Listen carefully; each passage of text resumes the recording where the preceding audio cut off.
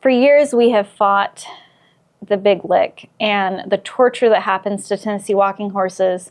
And hope came to us in the form of a final ruling with the USDA putting an end to the soaring and everything once and for all by adding stronger language to help protect the horses.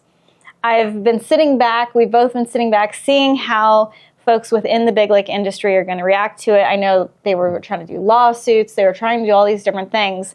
And this popped up within our network. One of our organizations within the Horse Shelter Network came forward and was concerned about this, that the USDA was putting too much oversight, trying to say, you know, for sored horses. So I dived into it and I was like, whoa, whoa, whoa, there's so much more that meets the eye to this, because they're saying, like, even if a horse is fly sprayed, the USDA could get involved. And so, it's Western Justice Legislative Fund, and that it's a kind of an interesting sounding name, but I dove into it a little bit because some of their statements that they put out, they're like, an incorrectly fitted bell boot could be equated to intentional soaring. That's so ridiculous. Like, they're equating a piece of tack that isn't maybe fit perfectly the same as putting mustard oil and diesel and chemicals on the horse and then cook them in. And then one thing I think that really stood out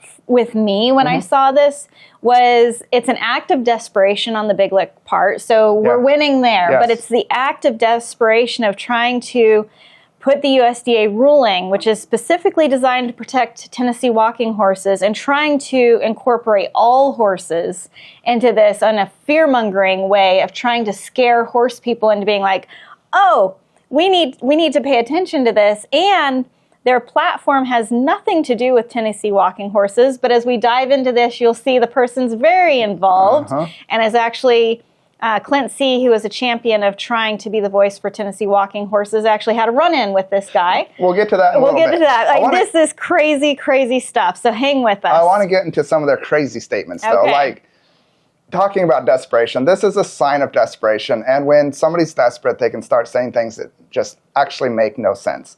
Literally, one of their statements is that, quote, no substances may be used on the limbs of horses, including skin and hair conditioners or fly spray.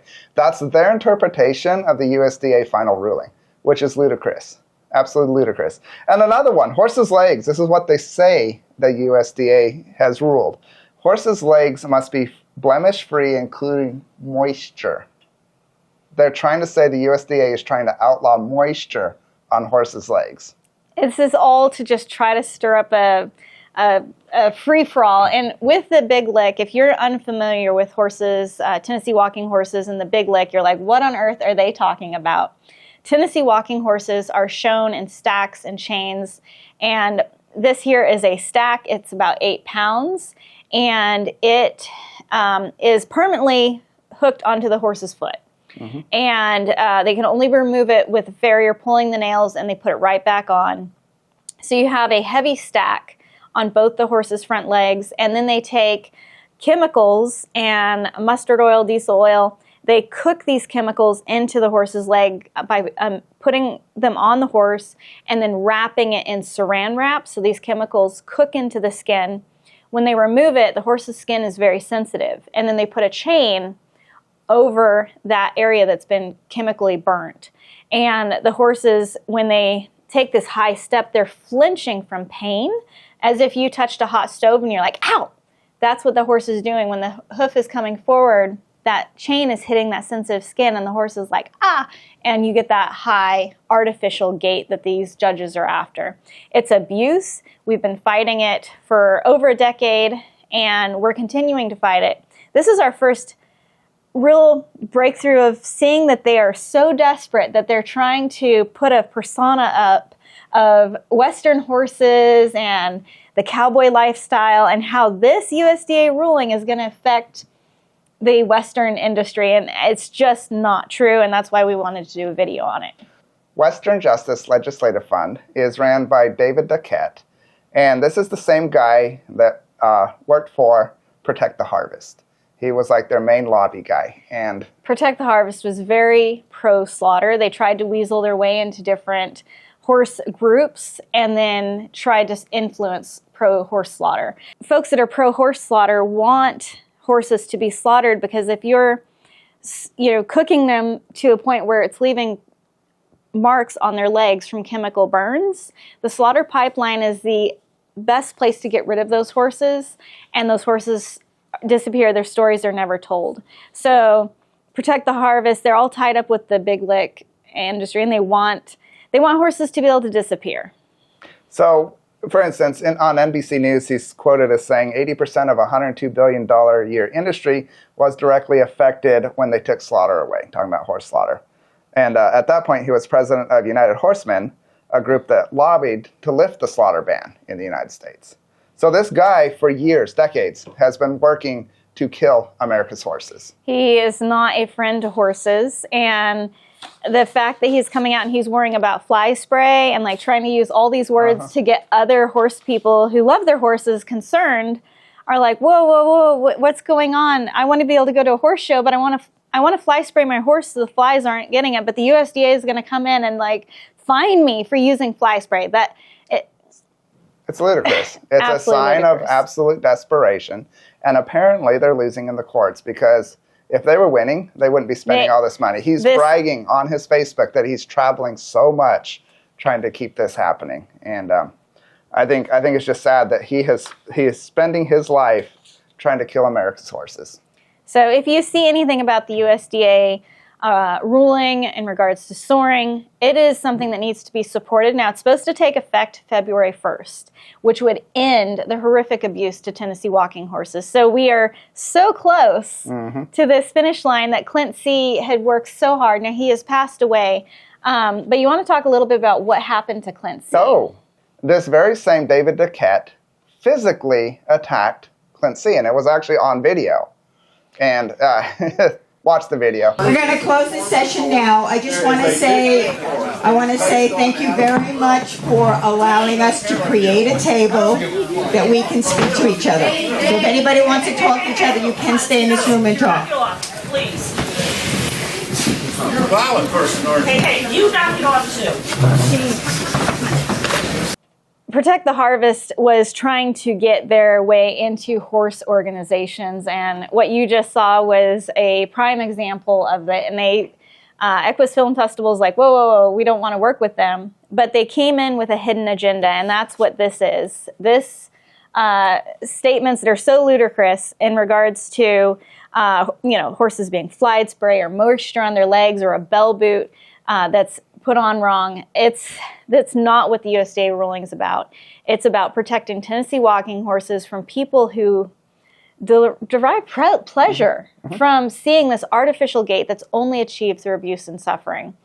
And it's crazy. Now, is there anything else there you want to add? Yes, Jason's got all this paperwork. I think, there's lots we could pick on. Like there's lots of little details. For instance, Western Justice Legislative Fund is based out of Oregon, but it was incorporated in Wyoming. And the question is, why would you incorporate in Wyoming when you're based in Oregon? And the question is answered by the simple fact, you don't have to have annual meetings. You never have to step foot there.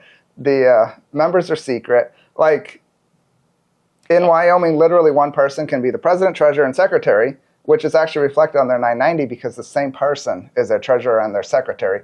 So they're not running it as a up to standard, I would say, in my opinion, nonprofit, and they are C4, so donations aren't tax deductible like they would be if they were C3, but they are a lobbying. 501c4 is an organization for lobbying to change laws, and that's what they're trying to do here. Right. The PAST Act received so much support on the House of Representatives side and the Senate side. When we were in Washington, D.C., everyone's like, yes, we don't want this to happen, but we have really wealthy individuals that are analyzing, like, okay, let's form it here so we don't have to do it over here. And we're in Oregon. Like, it's crazy. We wanted to bring it to your attention. So if you hear something like this popping up, you're like, whoa, I know about this. And you can do your own research about it, but or you can take it from us. We've been diving long into what's happening to these horses and rescuing these horses with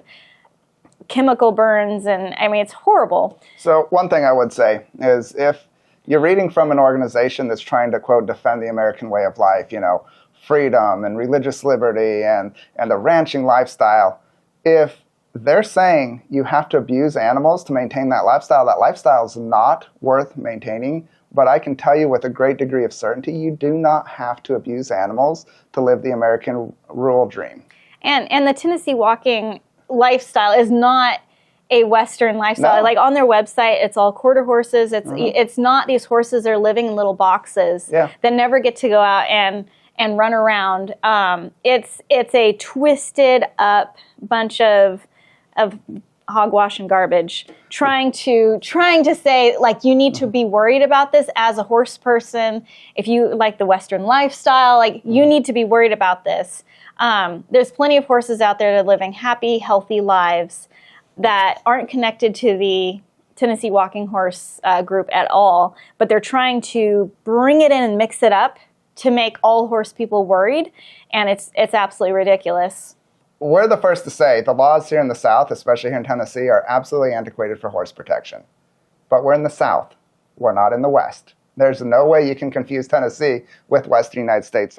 And I think Carrie summed up this issue quite well when it comes to the USDA ruling. And I just ask you to please support it and share this video with anyone, any horse groups, anywhere. Educate people. You can be the voice for Tennessee walking horses. But I really appreciate Carrie from Colorado Horse Rescue Network for summing this up so well. She writes, "Don't fall victim to this narrative. So many inaccuracies and so much fear-mongering. Perhaps following or believing an organization with ties to Big Lick, puppy mills, and factory farming isn't a good idea." And yes, Protect the Harvest tried to protect puppy mills. That's, you know, just one more thing. They just don't represent a compassionate lifestyle towards animals. Yeah. So thank you for watching this video. Please share, share, share. February 1st is coming up right away, and we need everyone to be aware of what's happening and shut down the hormongering, scary tactics that they're trying to put out there of, oh no, I can't even fly spray my horse and go to a horse show. It's ridiculous.